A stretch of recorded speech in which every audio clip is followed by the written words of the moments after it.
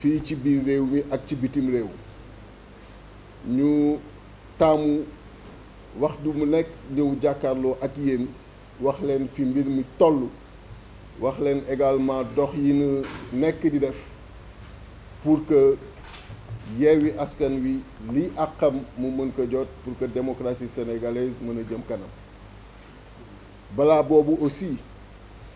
di dénoncer encore une fois l'incompétence du ministre de l'Intérieur Félix Antoine Diome ci insécurité bi nga xam ni moo nekk ci biir Sénégal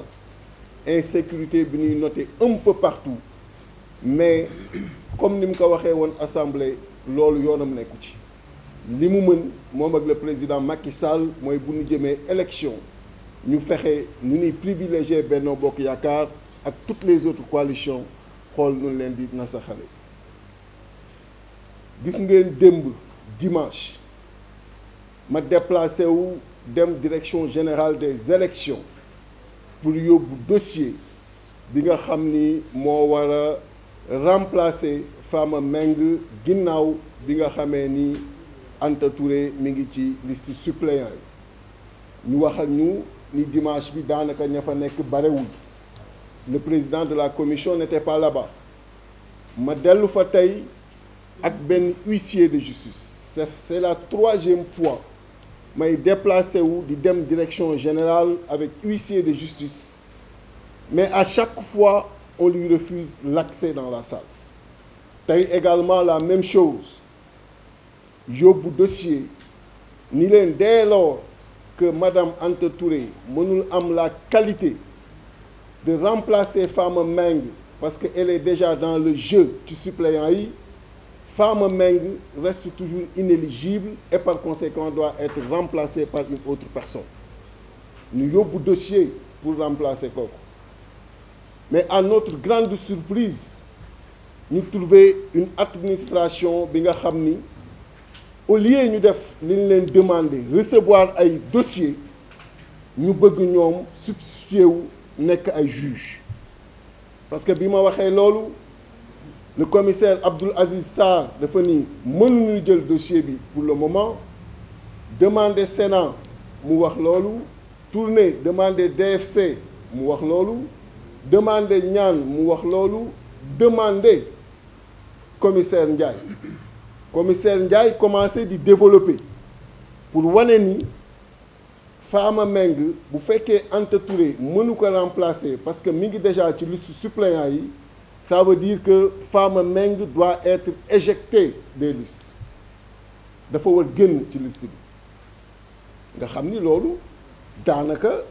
lu xel mën a dégg la parce que génn ci liste bi moo tax ñu war ko remplacer mais dès lors que mu wax loolu fa ngay xamee ni ñoo ngi ci leneen commissaire Abdoul Aziz Sarr jël parole ni en ce moment 179 lay doon bu ko defee day dugg ci dossier incomplet day dugg ci liste incomplète ma ni koy yow sa conclusion dafa hâtive dama la sax dégluwul parce que dès lors mu wax loolu rek dama juger que nit yi nekkatul ci li yoon wax dafa nekk moom di def ay jugement om dafa nekk di confirmer li nga xam ni xëy na moom la mandataire keroog wax bi mu génnee mandataire Benno Bokk Yaakaar ma ni que noppi nga bàyyi keneen ki mu continuer kooku continuer di commissaire Ndiaye pour dire que effectivement bu fekkee dañ na en ce moment doo leen am 53 yéen a ngi am 52 mën leen mais yéen fan ngeen jàngee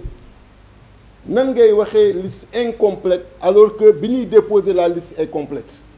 ma ni que pour une fois tous les juristes du Sénégal sont unanimes sur une question ci question bi que ni dans tous les cas amul lenn lu nu mën a wax ba doo leen mën remplacer ki nga xam ni tey jii nii déclaré nañu éligible et que dès lors ki ngeen indi amul qualité boobu mën ngeen indi keneen tous les juristes sont unanimes sur ça donc yéen fan ngeen mën waxee ay liste incomplète bay wax li ngeen wax nii donc bi débat bi demee heureusement ki nga xam ni moo nekk foofu Sénat ni leen dans tous les cas leen rek moo mën a nekk mooy génn liste yi comme tel bu ko defee ku nekk looy def nga def ko en tant que mandataire kenn ci ñoom ñaan jëlaat ni non bu fekkee ni tey jii nii am na yu ñu détecté yi nga xam ni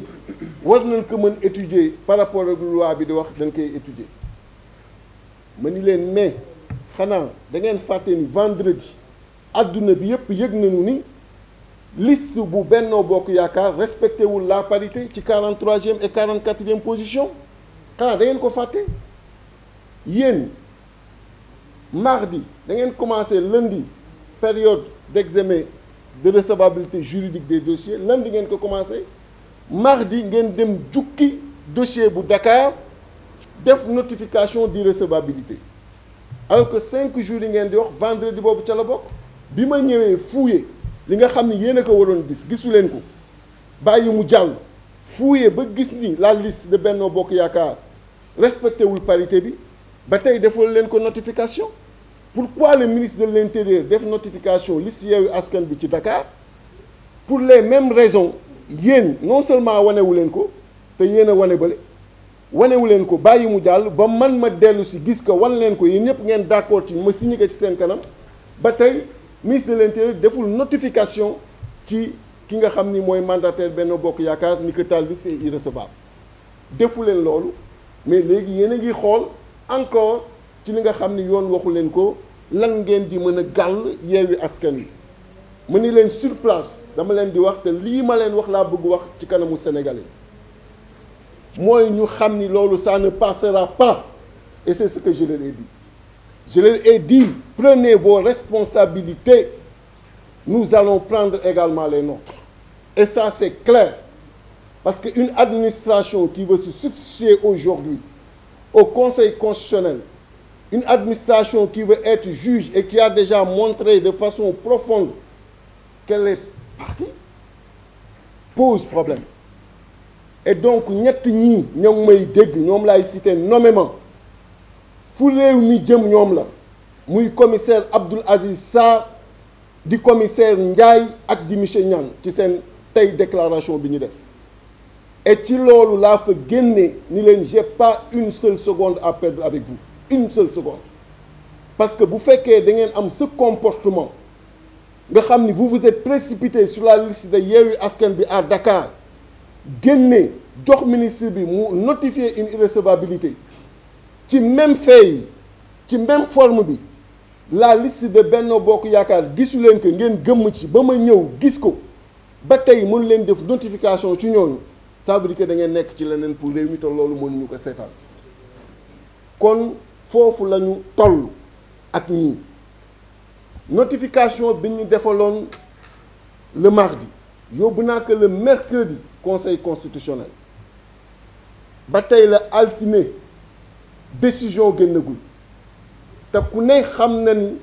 avocat yi conseil yi def nañu un recours pour montrer que ñoo ngi woon ci délai yi ñu mënee modifier pour que la liste de Dakar respecte la parité et pourtant bi ma ñëwee ci délai yooyu ak huissier ils n'ont pas voulu me recevoir ils n'ont pas voulu recevoir le dossier mais na ma defoon préfet Matam ba nga xam ni cour d'appel bu Saint-Louis bi muy décider dafa li leen lii ngeen def Matam mënul wéy parce que am nga benn mail bu leen le mandataire Déthié Fall envoyé woon le 2 mail boobu dañ ko war jël en compte donc ñoom it noonu laa leen def bi ñu recevoirul samay dossier recevoir ñu huissier bi dès le lendemain ci seen boîte mail muy boîte mail bu commissaire Sarr ak boîte mail bu ñaan envoyé naa leen dossier de désistement bu Joseph Sarr bu également Pala Samb jox leen également dossier personnes yi leen war remplacer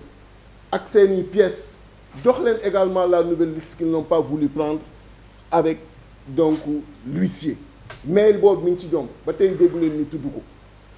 pour wane rek ni Macky Sall ak le ministre Antoine Diome danoo nekk ci lenn mais mënoo ñëw respecter woo parité sur ta liste nationale 1 2 le parrainage mu nuy weng ci Sénégal ñëpp gis ni dépassé nga